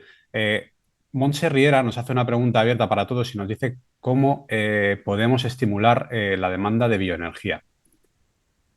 Emilio, Paloma, si queréis, vosotros podéis tomar la palabra, que no habéis participado hasta ahora en el debate. Bueno, te diría la evidente, ¿no? Como todas las demás, ¿no? O sea, ¿cómo estimulas algo bajando el precio, ¿no? O sea, bajas el precio conforme aprendes más, maduras tus tecnologías, ¿vale? Y esa es una curva de aprendizaje que estamos trabajando. Bueno, es que tenemos que recordar, en el sector hidrocarburos llevamos 100 años usando una materia prima, optimizando la cadena de valor, ¿no? Y ahora estamos trabajando en hacer eso lo más rápidamente posible. Acuerdos con materias primas, optimiza tu planta, construye otras plantas con lo que has aprendido del anterior, ¿no? Entonces, eso es un factor que, por supuesto, ayuda, ¿no? Y luego apuntaba Vanessa, yo creo que es un factor es claro, o sea, trabajar las nuevas generaciones, ¿no? Explicarle a la gente joven que el futuro pasa por aquí. O sea, que si hay un pequeño diferencial que pagar por la sostenibilidad, eso no repercute en un futuro mejor para todos, ¿no? Entonces, vamos, una cosa que cada vez creo que está calando más en la sociedad y nos va a ayudar. Y luego, por supuesto, el tercer tema, la regulación, ¿no? O sea, si la regulación obliga y la regulación da ayudas, por supuesto, o sea, el gap este de coste lo cubres así, ¿no? O si no tienes otra opción porque te regulan, vas directamente a la bioenergía, ¿no? Gracias, Emilio. Paloma, ¿algo que añadir a la exposición de Emilio?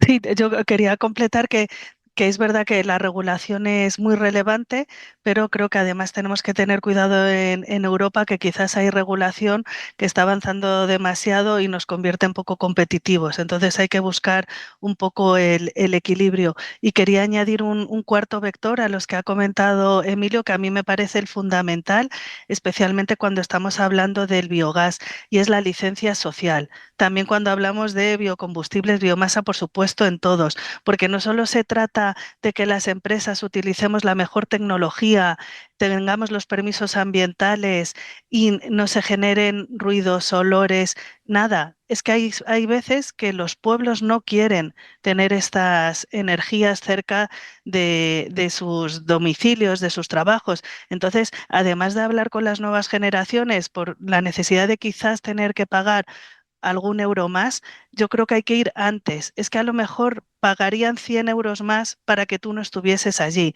Entonces, bueno, hay que hacer una labor y trabajar en la licencia social, que me parece clave, porque es que muchos proyectos tienen licencia ambiental y nunca llegan a ejecutarse justo por eso. Sin duda, Paloma, esos son un poco los pilares. El acompañamiento, ¿no?, con las comunidades locales es fundamental para que estos proyectos tengan los beneficios que se esperan. Tenemos otra pregunta de Julio Llera para Emilio, que nos dice que cuáles son las principales diferencias entre el biodiesel y el HVO. Emilio. Bueno, el biodiesel es todo diésel de origen bio, ¿no? El HVO en concreto es una manera de producir biodiesel hidrogenando aceites vegetales, ¿no? O sea, de Hydrogenated Vegetable Oil, ¿no? HVO. Entonces, hay otras rutas bio para producir biodiesel, pero el HVO en productos al 100% de contenido en bio es el que te da mejores propiedades de frío, ¿vale? Otros productos, otras rutas como el FAME están limitadas en su concentración porque si vas al 100% de pureza, las propiedades de frío, lo que llamamos, oye, un motor tiene que poder arrancar un día de frío, ¿no? Sin que se colmate el filtro de combustible. La mejor tecnología para ir a 100%, siendo competitiva a día de hoy, es el HVO, ¿vale? En el futuro podremos hacer combustibles, como decíamos, RFNBOs o e-fuels. A partir de CO2 e hidrógeno podrás hacer un gasoil renovable, ¿no? Pero a día de hoy, las mejores propiedades a un coste competitivo te las da el HVO. Gracias, Emilio, por aclarar esta duda. Vamos con otra cuestión que nos comparte Santiago González, y es sobre un tema que acabamos de abordar, que es la cuestión, ¿no?, de la licencia social y la aceptación social de estos proyectos. Y nos hace una pregunta dirigida a Vanessa y Luis. Nos dice que ya habéis hecho vosotros ya referencia en vuestras intervenciones a este tema. Y nos hace mención sobre, bueno, pues eso, que hay ya muchas plataformas que están en contra de estas plantas. Y nos pregunta cómo vosotros lo valoráis de manera personal y qué creéis que se puede hacer en estos casos. Si quieres, Luis, empiezo. Vanessa, adelante. Adelante, Vale, Vanessa. perfecto. Bueno, a ver, un poco ya lo he avanzado, ¿no? En la presentación. Em, yo creo que lo que es el conocimiento de esta tecnología, ¿de acuerdo? De cómo se produce el biogás y el biometano. Bueno, sabemos que es una tecnología madura, pero tenemos que explicarla de una manera que nuestra sociedad entienda los beneficios que implica el uso de esta tecnología, la producción pues, de esta energía renovable, que realmente son proyectos que mitigamos el cambio climático, por lo tanto mejora la calidad de vida de la ciudadanía y esto tienen que ser partícipes de realmente el impacto que tiene para el territorio. Y después también, evidentemente, son proyectos que, como hemos comentado, son proyectos que tiene que haber un desarrollo sostenible, es decir, medioambiental, evidentemente económicamente y también social. Es decir, son proyectos que son territoriales, dan puestos de trabajo en las proximidades, de acuerdo, de las donde se ubican estas plantas y todo esto se tiene que poner en valor. Em, por lo tanto, tiene que haber un acompañamiento desde el momento cero en que se valoran estos proyectos. Tiene que establecerse un diálogo entre las diferentes partes implicadas. Por eso comentaba, pues muy importante, pues los que son los productores, ¿no? Los productores de esta biomasa, sea agropecuaria, ganadera, etcétera, tienen que participar de estos proyectos. Tienen que saber que, bueno, genera su proceso productivo, pues una serie de residuos que se pueden valorizar energéticamente y materialmente, porque también podemos obtener, pues finalmente lo que hemos dicho, conseguir productos que puedan ser productos fertilizantes, ¿no? Entonces, toda esta información tiene que ser muy potente, tiene que ser muy asertivo, requiere diálogo, porque si no se realiza este paso de diálogo, puede suceder, pues bueno, como lo que estamos viendo, las realidades. No garantiza, evidentemente, que aun iniciando todo este proceso, el 100% del éxito, pero es la manera y lo que otros países, digamos, que han avanzado, que ahora están en una situación pues muchísimo más acelerada en producción de plantas, han tenido que pasar por ahí. Es decir, crear estas redes de trabajo entre todas las partes implicadas, ¿no? Entre todos los, digamos, los stakeholders que forman parte, ¿no?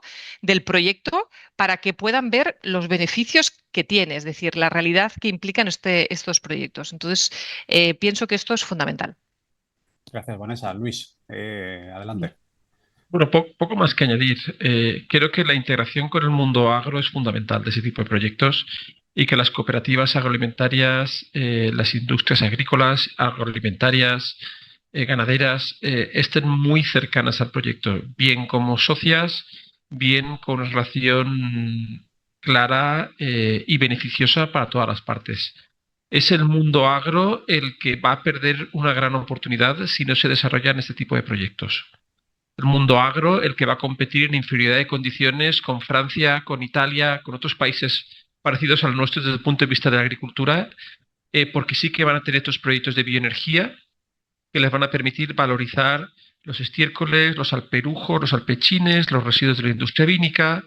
Es decir, y es el mundo agro el que tiene que estar cercano al proyecto. Y por tanto, es la labor de los promotores de biometano el tratar de acercarse al máximo e integrarse al máximo con la realidad agrícola y agroalimentaria de la zona, porque además también es la gente que vive allí y es la gente cuyos hijos, cuyos padres se dedican a la agricultura y a la ganadería y tienen que tener un beneficio de la presencia de ese proyecto. Si se trabaja bien eso, pues el proyecto tiene más posibilidades de tener una licencia social positiva.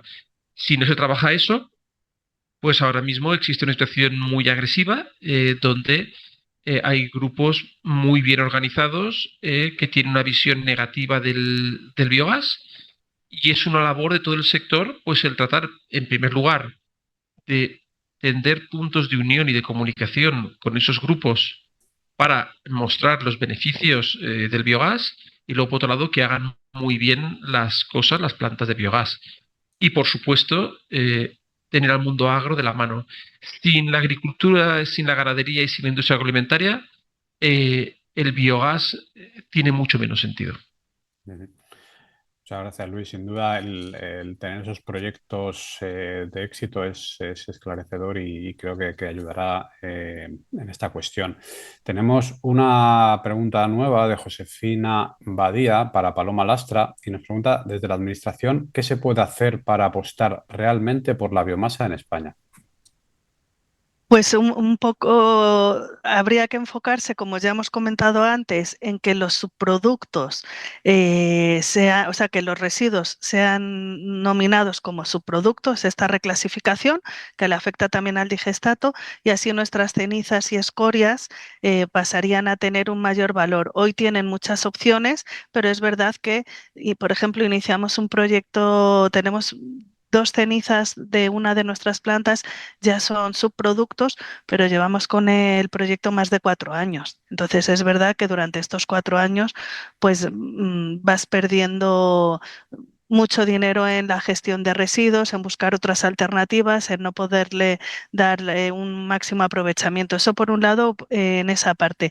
Y luego desde la administración sí que es verdad que la biomasa es una energía para la producción de energía eléctrica y térmica que necesita de subvenciones, ¿vale? No así para otros de sus usos, como puede ser el aprovechamiento del CO2 biogénico y demás, pero para estos usos necesita subvenciones. Estas subvenciones no están priorizando la posibilidad, por ejemplo, de aportar estabilidad a la red. Hay varias cosas que en los nuevos reales decreto todavía no se están considerando, con lo que no se le paga a las industrias de biomasa, a nuestras plantas, por ciertas virtudes que tienen frente a otras energías, y que además o sea, las plantas de biomasa no son especialmente fáciles de gestionar, tienen procesos y entonces, bueno, pues necesitas una gran cantidad de personal para operarlas correctamente.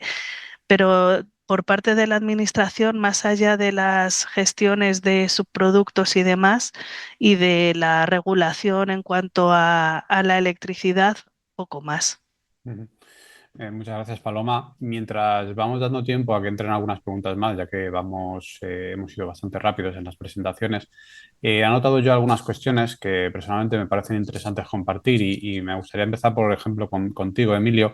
Nos has hablado de vuestro proyecto en Cartagena, ¿no? Un proyecto pionero en combustibles renovables.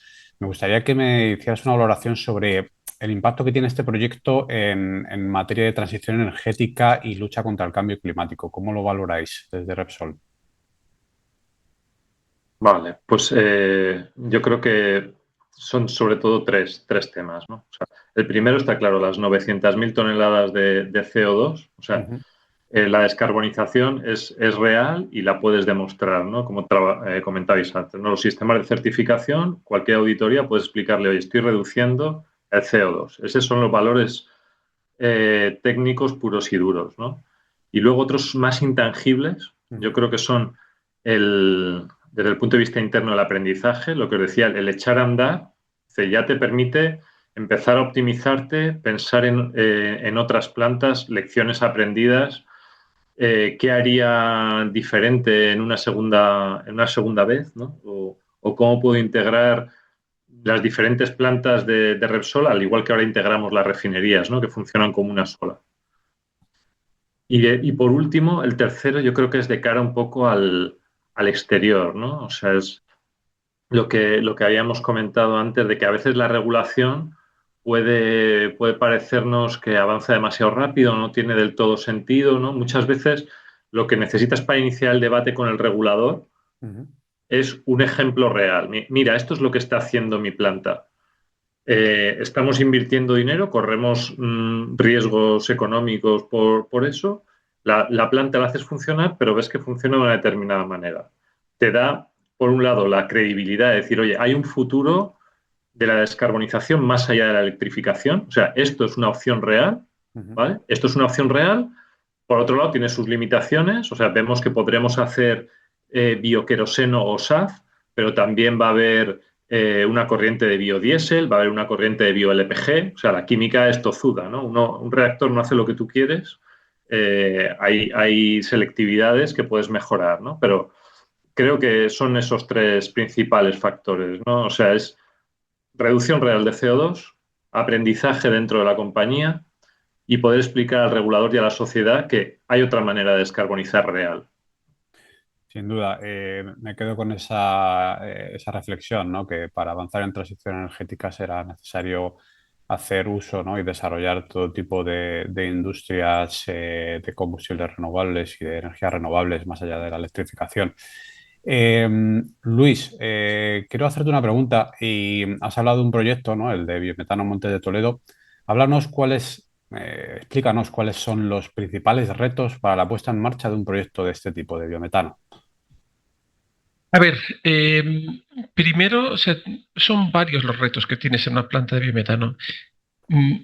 Primero que la tramitación no se te vaya muchos años, que es lo más habitual, que son 4 y 5 años de tramitación.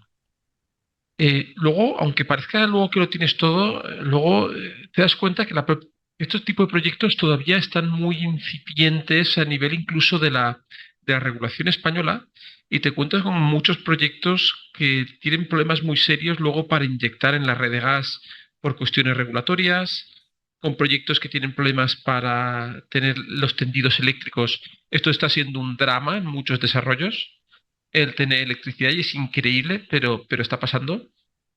Y luego si eres capaz de solucionar eso, bueno, pues especialmente los primeros momentos durante la puesta en marcha, el asegurar la materia prima que te llegue en la calidad que buscas, también el proceso de formación con los ganaderos a los que le está recibiendo el estiércol, pues a nivel de minimizar impropios que pueden hacer mucho daño a la maquinaria de recepción. Y esto, el poner toda la maquinaria a funcionar a nivel de la entrada de los subproductos, el educar y trabajar con tus proveedores de esos subproductos. Y al final tú tienes que pensar que para estar inyectando 1 metro cúbico de biometano en la red, hay 10 procesos previos que no tienen que haber fallado. La disponibilidad de los sustratos, la calidad de los mismos, la alimentación a la planta, el proceso de digestión, el proceso de pretratamiento del biogás, el proceso de upgrading. Entonces, ciertamente durante las puestas en marcha son muy exigentes y te requieren mucha experiencia porque tienes que alinear a todos esos factores para estar inyectando. Con que una de estas cuestiones te falle, ya no estás inyectando. Y esto, bueno, pues es algo que hay que tener también muy en cuenta a la hora de hacer las previsiones económicas de estos proyectos. Pero como he dicho, siempre el primer año de las plantas es duro poner todo el ecosistema de suministro de materia prima a la planta y el acabar de afinarla. También sí que es muy importante trabajar mucho la automatización de la planta, la automatización de la dieta, hacer la vida lo más sencilla posible a los operarios de las plantas. Pero como he dicho, el primer año de estos proyectos siempre es un reto. Sin duda, sin duda. Ya no solo la puesta en marcha, sino ese primer año de rodaje. Hablabas de asegurar los sustratos, ¿no? Para las instalaciones, para este tipo de instalaciones. Háblanos, ¿cuáles son las claves para asegurar a largo plazo estos insumos para este tipo de instalaciones? Mira, la relación con el mundo agro es el todo. El, ya- el que agricultores y ganaderos de la zona se conviertan en clientes, proveedores y receptores de los productos de la planta. Es decir, esto es fundamental. Si lo basamos todo, ahora mismo existe bueno, muchas empresas desarrollando proyectos de biometano, lo cual está muy bien, pero también hay una carrera, por así decirlo, por cerrar contratos con estiércoles o con purines. Llegué a tratar de ir más allá de un mero contrato que es un papel que en ocasiones no se va a cumplir. eh, y no digo que la culpa sea siempre de un lado o de otro. Pero tú tienes que trabajar mucho, primero, en ver qué es lo que tienes y qué producto tienes local y qué subproductos agrícolas tienes locales. Hablo de paja, hablo de restos de poda, a lo de alperujos, a lo de alpechines. Entonces, y luego también tienes que trabajar un aspecto importantísimo, darle versatilidad a tu planta de biometano. Y eso te vas a tener que gastar mucho dinero. Mucho dinero, por ejemplo, en trituradoras, mucho dinero en sistemas de recepción de residuos duplicados, para líquidos, para sólidos. ¿Por qué? Porque tú tienes que dar un buen servicio.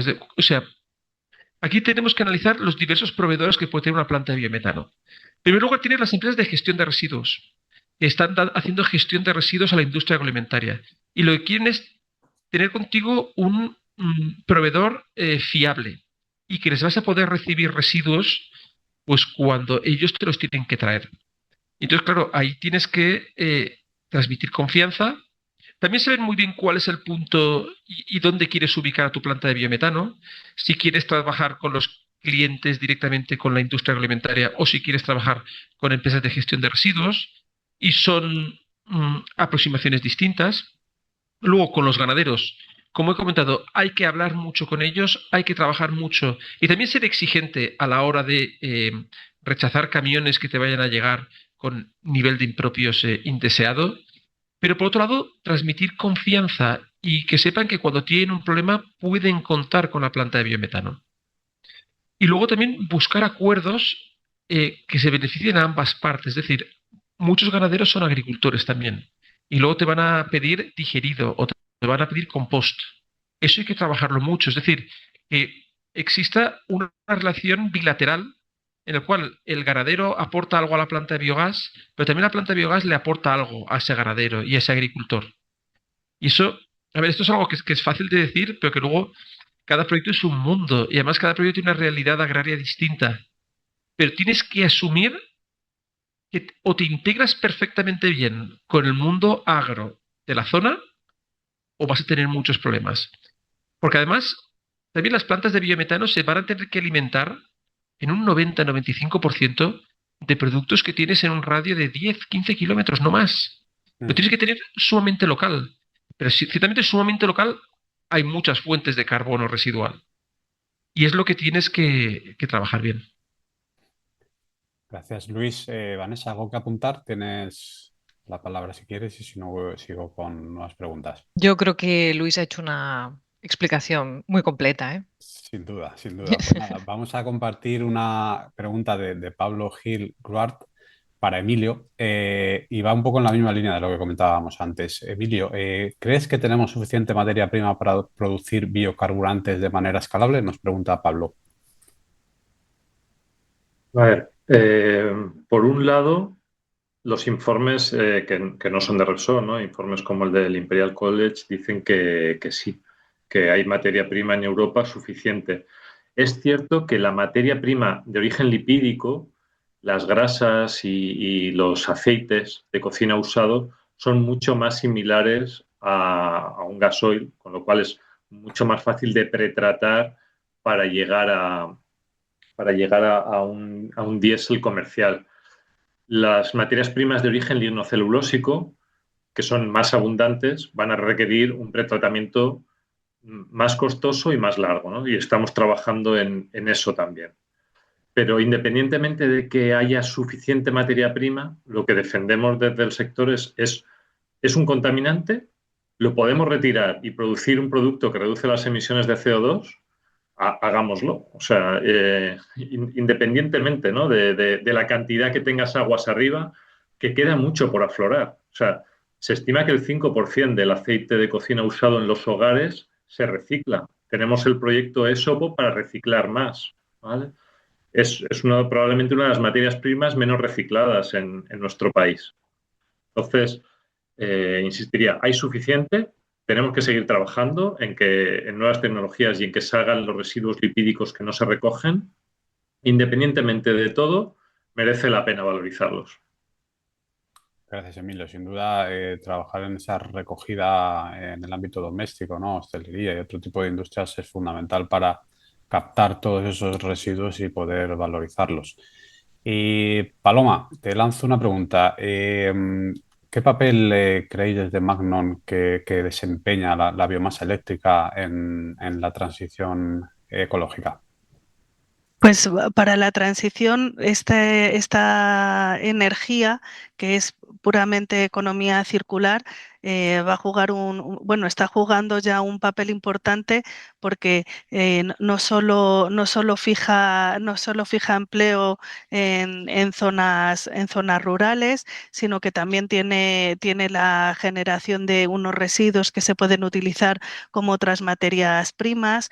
En España, que tenemos una gran producción una gran producción de aceites y otros productos vinculados a los olivos, la biomasa también te proporciona el consumir el orujillo, que es uno de los residuos que ellos generan, y además está participando activamente en la descarbonización del sector industrial, que de otra manera no podría dejar de emitir grandes cantidades de CO2 y así también aborda la parte del cambio climático. Gracias, Paloma. Y vamos a ver si, bueno, de momento no tenemos más cuestiones. Voy a lanzar una última cuestión a Emilio. Obviamente, el desarrollo de este tipo de proyectos, ¿no? Como el de Cartagena, pues requiere de compromiso y una visión compartida entre empresas, sociedad, administración. En el caso concreto de Cartagena, ¿cuál ha sido este papel y cómo ves que debe ser el futuro de este tipo de colaboración? Bueno, yo creo que ha sido, por lo que he visto en mi último periodo, estaba más en la parte técnica hasta ahora, veo un interés por colaborar. Es verdad que tenemos que colaborar tanto a nivel nacional como comunidad autónoma, o sea, que las regulaciones se vayan haciendo coherentes entre todas las comunidades autónomas y con la nacional, porque cada una tiene sus particularidades, y lo que ves es que realmente cuando construyes una planta que es la primera de su tipo, aparecen nuevas preguntas que no habían aparecido hasta ahora. Entonces, creo que hay voluntad de ayudar por parte de las administraciones. Tenemos que ser ágiles en resolver las dudas lo más rápidamente posible y entender que cuando vas abriendo camino, pues es una cosa más que te vas a encontrar, ¿no? Por primera vez tienes que ver qué dice la regulación europea, cómo la transponemos a nivel nacional y de comunidad, y que todo cuadre y sea lo antes posible. Pero desde luego lo que hemos identificado es voluntad porque esto ocurra. Ujú. Bueno, pues muchas gracias, Emilio.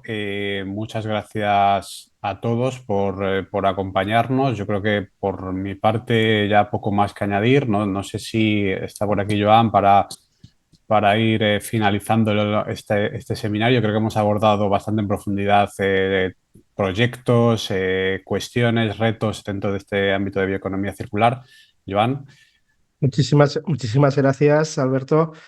Yo sin duda, el tema de creo que es importante, lo que ha quedado manifiesto en la mesa, la importancia de la seriedad, del rigor a la hora de ejecutar todos estos proyectos y compartiendo esa visión que yo creo que ha sido común a lo largo de las tres sesiones, el papel que juegan las soluciones circulares. Hoy hemos hablado de bioenergía, el papel de la biomasa, el papel del biometano, del biogás, la importancia de sus proyectos, esa visión, esa simbiosis que yo creo que lo apuntaban muy bien los ponentes, de no perder de vista lo que es la necesidad de incorporar al sector agro a la hora de definir los proyectos, a la hora de dar salida, soluciones a unos proyectos, a unos problemas y a unas cuestiones asociadas a los proyectos que no necesariamente son de valorización energética. Yo simplemente agradeceros a los tres, a Vanessa como ponente principal, a Paloma, a Luis, a Emilio, que hayáis compartido esa visión. Tenemos que seguir trabajando, divulgando, difundiendo, apostando por el rigor técnico, por la innovación y el desarrollo tecnológico en la implementación y, lo que es más importante, la búsqueda de soluciones colaborativas. Cerramos ya tres sesiones. Comentaron, algunos lo preguntabais en el chat. Todos los materiales de las diferentes sesiones están a vuestra disposición. Yo creo que es importante, pues obviamente, esa faceta de divulgación, y que es precisamente la que continuaremos. Ya os lo avanzo. Está previsto pues que tenga lugar en la segunda quincena del mes de noviembre el curso formativo, el curso ejecutivo de carácter gratuito, donde damos continuidad allá a las dos primeras ediciones y ya entramos más allá del análisis sectorial, que siempre caracteriza uno de los bloques de ese ciclo formativo. Continuamos con un análisis de lo que son las novedades, los avances normativos regulatorios que se van produciendo. En un momento, y lo comentaba el secretario de Estado de Industria en su sesión inaugural cuando nos acompañó, donde tenemos encima de la mesa, y especialmente para el sector industrial, un aspecto o un momento crucial, lo que es la nueva ley del sector industrial, cómo incorporar los vectores, las diferentes palancas de descarbonización en un sector productivo que ha ido perdiendo peso a lo largo de los últimos años, donde la voluntad a nivel europeo, a nivel comunitario, especialmente tras los informes de Enrico Letta, de Mario Draghi, es reimpulsar la competitividad de la mano del sector industrial, pero hacerlo compatible con la sostenibilidad.